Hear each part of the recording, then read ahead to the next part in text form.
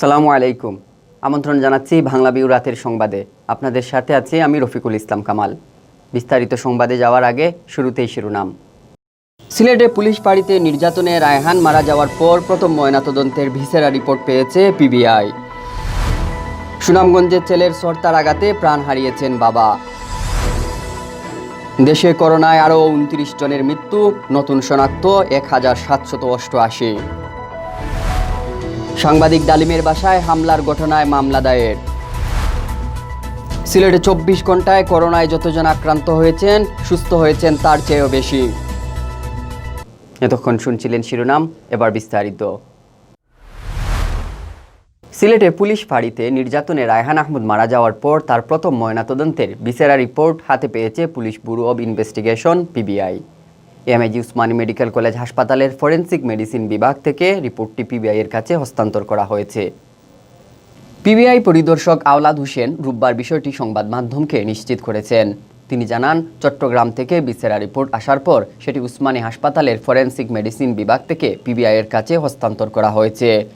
এই পুলিশ কর্মকর্তা বলেন, অতিরিক্ত আঘাতেই রায়হান আহমদের মৃত্যু হয়েছে বলে রিপোর্টে উল্লেখ করা হয়েছে। রায়হান আহমদ নগরীর নেহারিপাড়ার মৃত রফিকুল ইসলামের ছেলে। গত 10 অক্টোবর রাতে তাকে নগরীর বন্দরবাজার পুলিশ ফাঁড়িতে ধরে নিয়ে যাওয়া হয়। পরদিন ভোরে তাকে গুরুতর আহত অবস্থায় উসমানী হাসপাতালে নিয়ে যায় পুলিশ। সেখানে মারা যান রায়হান। ওই দিন রায়হানের প্রথম ময়নাতদন্ত সম্পন্ন হয়। তার পরিবারের পক্ষ থেকে নির্যাতনে হত্যার অভিযোগ উঠে। রায়হানের স্ত্রী তাহমিনা আক্তার তান্নি বাদী হয়ে 12 অক্টোবর নগরীর কোতোয়ালি থানায় হেফাজতে মৃত্যু নিবারণ আইনে মামলা করেন।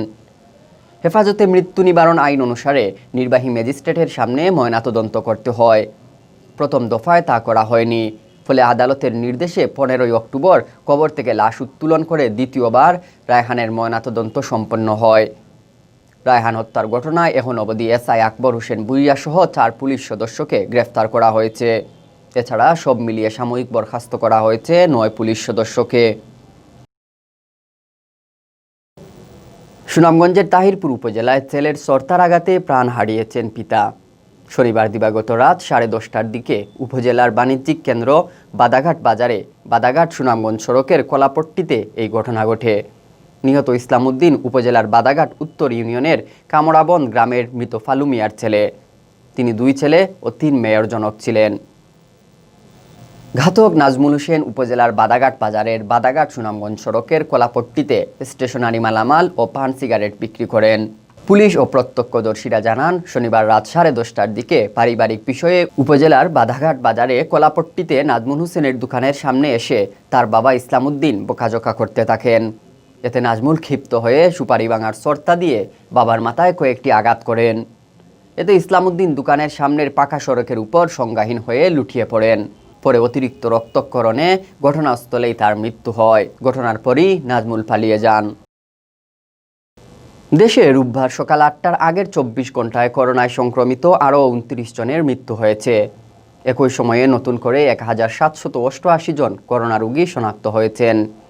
এ নিয়ে দেশে করোনা শনাক্ত হল মোট 4,62,407 জন মানুষের। আজ রোববার বিকালে স্বাস্থ্য অধিদপ্তরের সংবাদ বিজ্ঞপ্তিতে এসব তথ্য জানানো হয়। স্বাস্থ্য অধিদপ্তর জানায়, 24 ঘন্টা পরীক্ষা করা হয় 13,737 জনের নমুনা। এখন পর্যন্ত নমুনা পরীক্ষা করা হয়েছে 27,57,329 জনের। নতুন করে 1,788 জনের শরীরে করোনা শনাক্ত হওয়ায় মোট আক্রান্তের সংখ্যা 4,62,000 পেরিয়ে গেছে। 24 ঘন্টায় সুস্থ হয়েছেন 2,287 জন। এ পর্যন্ত সুস্থ হয়েছেন 3,78,172 জন। দেশে আক্রান্তের হার 13.02%, সুস্থতার হার 81.78%। অন্যদিকে মৃতের হার 1.43%। নতুন যে 29 জন মারা গেছেন তাদের মধ্যে পুরুষ 23 জন এবং নারী 6 জন। সবাই হাসপাতালেই মারা গেছেন। এ নিয়ে মোট মৃতের সংখ্যা দাঁড়িয়েছে 6,609 জনে। এদিকে শীতের মৌসুম শুরু হতেই প্রতিদিন সারা বিশ্বে অদৃশ্য এই ভাইরাসটিতে আক্রান্ত হচ্ছেন লাখ লাখ মানুষ। মৃতের সংখ্যাও দীর্ঘ হচ্ছে প্রতিনিয়ত। এর মধ্যে আশার বিষয়, সুস্থ হওয়া মানুষের সংখ্যাও অনেক বেশি। সিলেটে শাহপরান উপশহর এলাকায় সাংবাদিক মুজিবুর রহমান ডালিমের বাসায় সশস্ত্র হামলা ও লুটপাটের ঘটনায় মামলা দায়ের করা হয়েছে। ডালিম নিজেই বাদী হয়ে শাহপরান রহমতুল্লাহি আলাইহি থানায় এ মামলা দায়ের করেন। মামলায় শাহপরান উপশহর এলাকার মাদক সম্রাজ্ঞী সুগারানী তাঁতিসহ 7 জনকে আসামি করা হয়েছে। সাংবাদিক মুজিবুর রহমান ডালিম দৈনিক দিন রাত পত্রিকার সম্পাদক ও সিলেট জেলা প্রেস ক্লাবের সদস্য। তার করা মামলার অপর আসামিরা হলেন শাহপরান উপশহরের বাসিন্দা মৃত সুনা তাঁতির ছেলে সাক্কাত তাঁতি, শাকিল মিয়া, কানাই তাঁতির ছেলে শাওন তাঁতি, শাকিল মিয়ার স্ত্রী রিনা বেগম ওরফে রুনি তাঁতি, কানাই তাঁতির মেয়ে লাইলি তাঁতি ওরফে শ্যামলী ও খাদিম চা বাগান এলাকার কালা ময়না। শাহপরান থানার ওসি আব্দুল কাইয়ুম চৌধুরী জানিয়েছেন, চাঁদাবাজি, হামলা, সিসিটিভি ক্যামেরা ভাঙচুর ও লুটপাটের ঘটনায় থানায় মামলা রেকর্ড করা হয়েছে।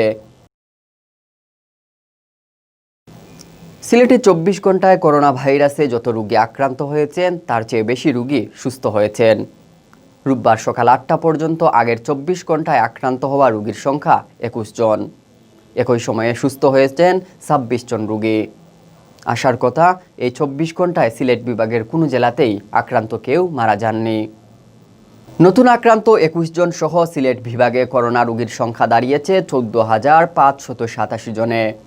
এর মধ্যে সিলেট জেলায় 8,405 জন, সুনামগঞ্জে 2,464 জন, মৌলভীবাজারে 1,826 জন এবং হবিগঞ্জে 1,892 জন রয়েছেন।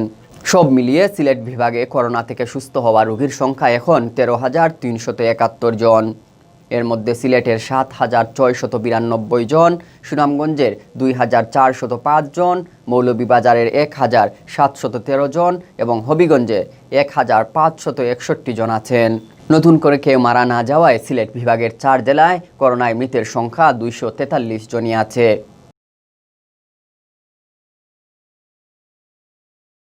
এতক্ষণ শুনছিলেন বাংলা ভিউ রাতের সংবাদ।